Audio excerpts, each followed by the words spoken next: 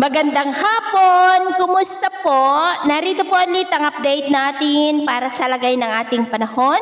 Ngayong hapon po ng May 13, 2025. Sa ngayon po ay easterlies pa rin ang dominanteng hangin na umiihip po ngayon dito sa ating bansa, lalo na sa silangan ng Luzon, Visayas at Mindanao. At mayroon pong intertropical convergence zone na nag-extend lalo na po dyan sa may south of Mindanao.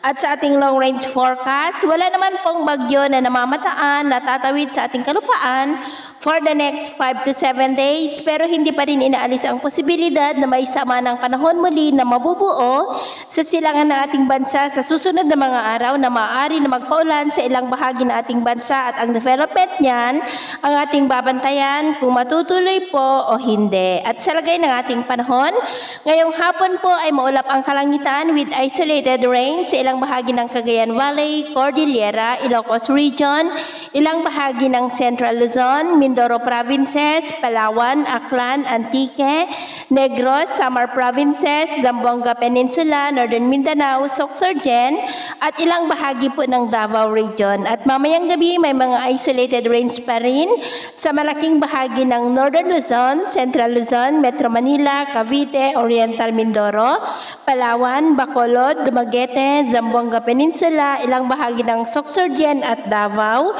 Kaya mag-ingat po tayo dahil posible pa rin ang mga banta po ng mga pagbaha at pagguho ng lupa.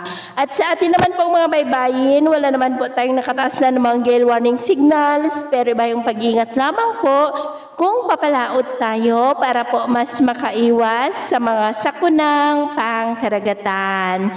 So, ito lang latest update natin sa araw na ito. At pumili si James na nagsasabing sa kahit na ng pagsubok po na darating sa ating buhay, huwag na huwag po tayong mawawalan ng pag-asa. Thank you and God bless!